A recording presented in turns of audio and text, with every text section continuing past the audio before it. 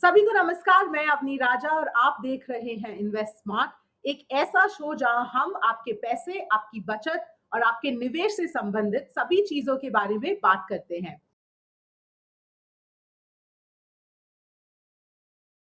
आज के शो में हम बात करेंगे म्यूचुअल फंड्स के बारे में और लंबे समय के लिए निवेश करना क्यों जरूरी होता है। इस पर बातचीत करने के लिए हमारे साथ जुड़ रहे हैं पंकज मतपाल। पंकज, शो पर आपका स्वागत है। पंकज, सेबी के मुताबिक सिर्फ 3% लोग 5 साल से अधिक समय के लिए म्यूचुअल फंड्स में निवेश जारी रखते हैं। आपकी राय में ऐसा क्यों हो रहा है? अवनी, पहले तो बहुत बहुत धन्यवाद, आपने मुझे शो पर बुलाया। और जैसा आपने बताया, बिल्कुल ये बात अब तो सबको मालूम है। और इसका कारण जो है वो ये है कि अक्सर निवेशक म्यूचुअल फंड्स में निवेश करने से पहले अपने फाइनेंशियल गोल सेट नहीं करते हैं। तो उनको ये पता नहीं होता है कि कितने समय के लिए उन्हें इन्वेस्ट करना है। और अगर आप गलत स्कीम में इन्वेस्ट करेंगे और फिर आपको निराशा मिलेगी, तो ऐसा हो सकता है कि आप अपने इन्वेस्टमेंट से बाहर निकलना चाहें। तो एक वजह तो है कि फाइनेंशियल गोल तय नहीं होता है, आपको ये पता नहीं होता है कितने समय के लिए इन्वेस्ट करना है, तो आपकी जो चॉइस ऑफ स्कीम है वो सही नहीं होती है। और दूसरा कारण है कि अक्सर इन्वेस्टर्स पास्ट परफॉर्मेंस को सिर्फ देखकर स्कीम का चुनाव कर लेते हैं और ये नहीं देखते हैं कि क्या उनके टाइम होराइजन के हिसाब से या उनके रिस्क एपेटाइट के हिसाब से वो स्कीम सही है या नहीं है। और फिर कई बार जब उसमें उतार चढ़ाव दिखाई देता है, तो भी घबरा कर निवेशक स्कीम से एग्जिट कर जाते हैं।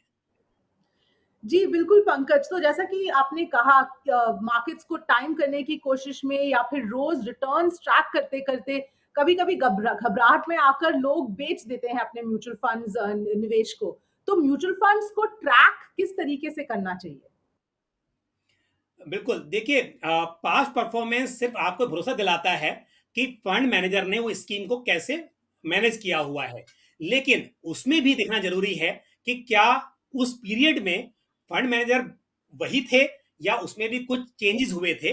वो एक चीज़ है, तो देखनी चाहिए। लेकिन उसके अलावा दूसरी बात इम्पोर्टेंट है, वो ये है कि पास्ट परफॉर्मेंस से इस बात की गारंटी नहीं मिलती है कि फ्यूचर में भी उस तरह के रिटर्न आपको मिल पाएँगे। तो आपको उस स्कीम का जो पोर्टफोलियो है वो कैसा है वो देखने की जरूरत है।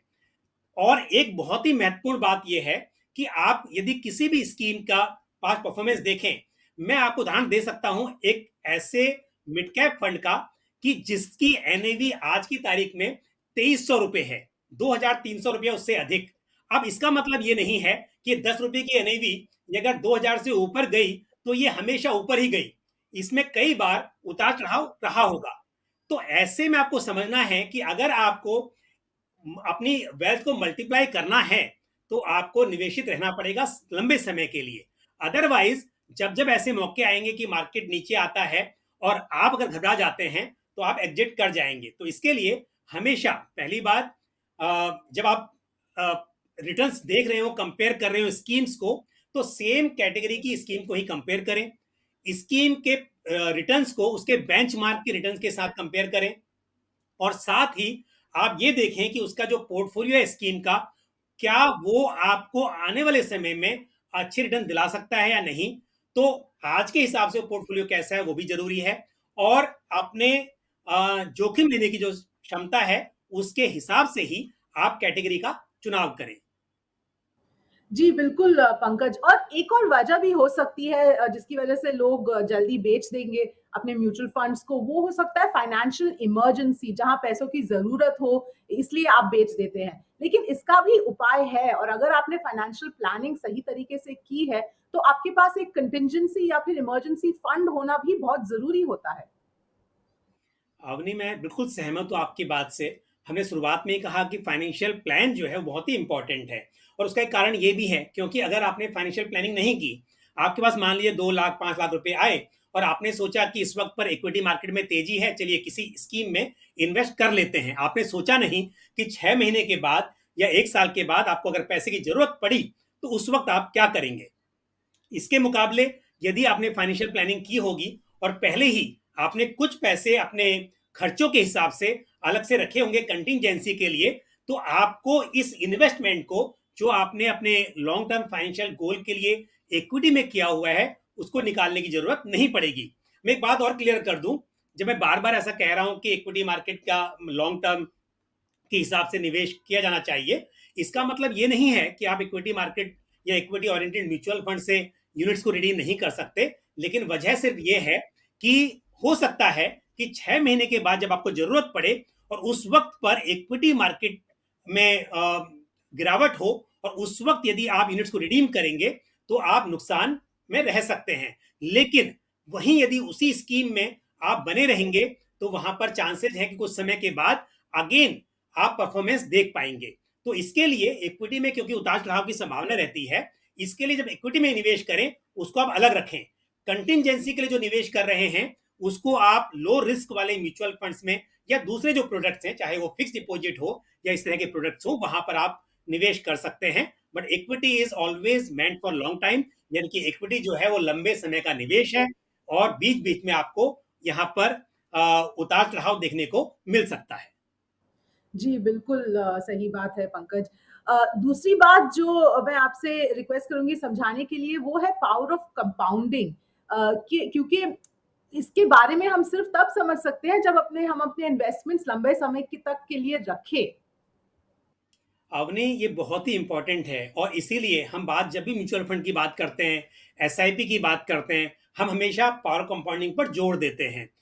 वजह यही होती है कि आपका जो पैसा है, मान लीजिए आपने इन्वेस्ट किया और एक साल में बढ़कर 10-12% से भी बढ़ा, लेकिन अगले साल उस जो प्रिंसिपल अमाउंट है उस पर भी आपको ग्रोथ मिलेगी और जो पैसा ऑलरेडी बढ़ गया है उस पर भी ग्रोथ मिलेगी।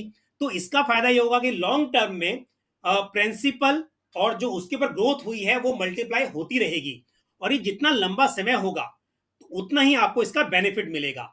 तो इसके लिए अगर आप निवेश कर रहे हैं और लॉन्ग टर्म के लिए निवेश करना चाहते हैं, लेकिन बार बार आप उसमें से प्रॉफिट बुक करते रहेंगे, क्योंकि ऐसा भी कई बार देखा गया है कि लोग इक्विटी मार्केट में चाहे वो डायरेक्ट इन्वेस्ट कर रहे हो या फिर म्यूचुअल फंड्स में, तो कई बार प्रॉफिट बुकिंग पर बहुत ध्यान देते हैं। अगर आपको जरूरत है पैसे की, तब बेशक आपको पैसा निकालना पड़ेगा, लेकिन सिर्फ इस इरादे से कि थोड़ा प्रॉफिट बुक कर लिया जाए, अगर प्रॉफिट को आप निकालते रहेंगे तो सिर्फ जो प्रिंसिपल अमाउंट है वही आपका ग्रो कर पाएगा।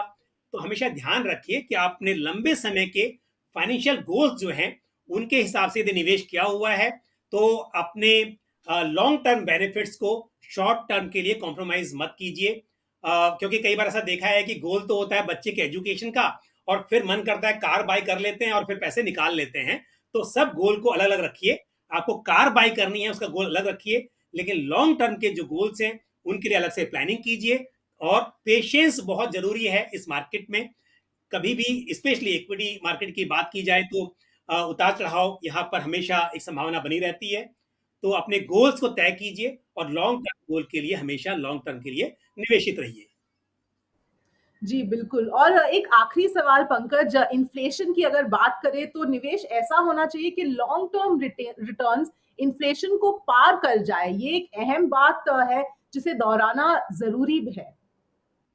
आपने बिल्कुल सही बात है। देखिए हम अगर बात कर रहे हैं मार्केट लिंक प्रोडक्ट्स की, जहाँ पर रिटर्न गारंटीड नहीं मिलते हैं, वहाँ पर इन्वेस्टमेंट करने की एक मेन वजह यही है कि ऐसे प्रोडक्ट्स में आप ट्रेडिशनल प्रोडक्ट्स के मुकाबले बेहतर रिटर्न्स की उम्मीद करते हैं। अब क्योंकि हम देख रहे हैं कि 6-7% का एवरेज इन्फ्लेशन रहता है, तो यदि आपके पैसे पर सिर्फ 6-7% का रिटर्न मिलेगा, तो एक्चुअली आपका पैसा बढ़ नहीं रहा है। भले ही आपको देखने को लग रहा हो कि मेरा पैसा 1 लाख इन्वेस्ट किया था जो बढ़कर एक साल में 1,06,000 हो गया, 1,07,000 हो गया, लेकिन विश्वास कीजिए कि जो चीज आप आज 1 लाख में बाय कर सकते हैं, वो एक साल के बाद इन्फ्लेशन की वजह से 1,06,000 1,07,000 में बाय नहीं कर पाते हैं। और इसके लिए जरूरी है कि आपके जो रिटर्न्स हो वो इन्फ्लेशन एडजस्टेड पॉजिटिव रिटर्न्स हो। तो इसके लिए हम हमेशा कहते हैं कि लॉन्ग टर्म के लिए जो म्यूचुअल फंड्स हैं, specially equity oriented mutual funds, उनमें क्षमता है कि वो इन्फ्लेशन से ज्यादा रिटर्न्स डिलीवर कर सकते हैं। तो रिस्क भी है कि उतार चढ़ाव की संभावना रहती है, लेकिन लॉन्ग टर्म में पोटेंशियल है कि वो बेहतर रिटर्न्स जनरेट कर सकते हैं। तो इसीलिए आप जब भी निवेश कर रहे हो, तो ऐसा नहीं है कि म्यूचुअल फंड्स एक ही तरह के हैं। आप अपने गोल के हिसाब से अलग अलग कैटेगरी की स्कीम्स में एसेट एलोकेशन कीजिए, पोर्टफोलियो को डाइवर्सिफाई कीजिए, लेकिन एक बात तय है कि लॉन्ग टर्म में अगर इन्फ्लेशन को बीट करना है तो आपको इक्विटी का सहारा लेना पड़ेगा। अदरवाइज आज 1 करोड़ रुपया बहुत बड़ा लगता है आपको, लेकिन आज से 20 साल के बाद 1 करोड़ की वैल्यू बहुत ही छोटी रह जाएगी। तब आपको इस बात का एहसास होगा कि रिटर्न्स कितने इंपॉर्टेंट हैं। तो ऑलवेज इन्फ्लेशन को ध्यान में रख के ही आप फाइनेंशियल प्लानिंग कीजिए और उसी हिसाब से अपने इन्वेस्टमेंट स्कीम्स का सिलेक्शन कीजिए। जी, बिल्कुल पंकज, हमारे साथ जुड़ने के लिए और ये सारी जानकारी के लिए धन्यवाद। हमारे दर्शकों के लिए आज के लिए बस इतना ही, मिलेंगे अगले हफ्ते।